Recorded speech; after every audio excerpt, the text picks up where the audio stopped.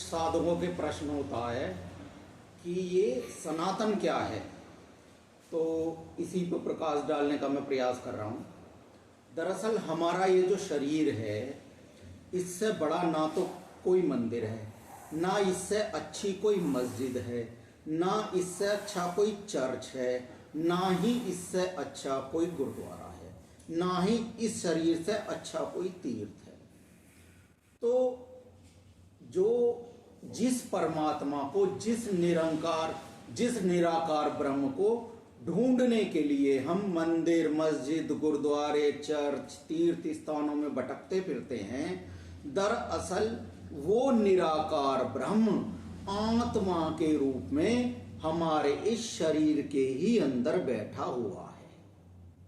हालांकि वो ब्रह्म सर्वव्यापी है, ब्रह्मांड में भी व्याप है, लेकिन उसने अपना एक अंश हमारे शरीर के अंदर भी रखा हुआ है, और ये जो अंश है इसी को आत्मा कहते हैं।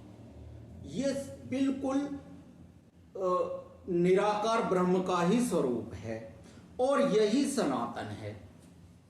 ये आत्मा ना तो जन्म लेता है, ना इसका बचपना होता है, ना ही इसकी जवानी होती है, ना इसका बुढ़ापा होता है, और ना ही इसकी मृत्यु होती है। यही बात गीता में कही गई है कि ये जो आत्मा है, जब शरीर नहीं था तब भी ये आत्मा थी, अब शरीर है तो भी ये आत्मा है। बल्कि अगर ढंग से देखा जाए, इसका गूढ़ अर्थ यही है कि आत्मा है इसीलिए शरीर है, शरीर है इसलिए आत्मा नहीं है, आत्मा है इसलिए शरीर है। जब आत्मा इस शरीर को छोड़ देगी तो शरीर को जला दिया जाएगा या दबा दिया जाएगा मिट्टी में, यानी शरीर बेकार हो जाएगा। लेकिन आत्मा फिर भी रहेगी, यानी जब शरीर नहीं था तो भी आत्मा थी, शरीर है तो भी आत्मा शरीर के अंदर है, लेकिन शरीर नहीं रहेगा लेकिन आत्मा फिर भी रहेगी। यही इसीलिए ये जो आत्मा है ये सनातन है। सनातन का मतलब यही है, जो हमेशा सा है, वह जो भूतकाल में भी था, वर्तमान काल में भी और भविष्य में भी रहेगा, जो हमेशा था, अब भी है और हमेशा रहेगा, वही सनातन है। और जितने भी प्राणी इस संसार के अंदर हैं, इस सृष्टि के अंदर हैं, वो सब इस सनातन से ही संबंधित हैं, क्योंकि उन सभी के अंदर आत्मा है। जैसे चाहे वो पेड़ पौधे हों, चाहे वो कीड़े मकोड़े हों, चाहे वो जलचर हों, चाहे वो पशु पक्षी हों, और चाहे वो मानव हों, सभी के अंदर आत्मा है। तो वो सभी सनातन धर्म से ही संबंधित हैं। ऐसा कोई भी प्राणी इस संसार में, ऐसा जीव जंतु, जीवित या जागृत प्राणी कोई भी संसार में नहीं है जो सनातन धर्म से संबंधित है। इसीलिए ये जो सनातन धर्म है ये सर्वव्यापी है, सभी प्राणियों में है, सभी प्राणी इससे संबंधित हैं। तो सभी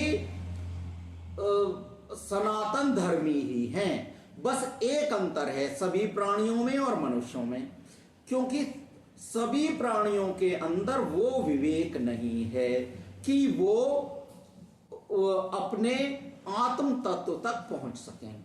लेकिन मानव के अंदर वो विवेक है कि यदि उसे कोई सच्चा सन्यासी संत मिल जाए तो उसके अंदर वो संत वो विवेक जागृत कर सकता है, ताकि वो आत्म साधना के द्वारा अपने शरीर में जीते जी ही उस निराकार ब्रह्म का अनुभव कर सकता है।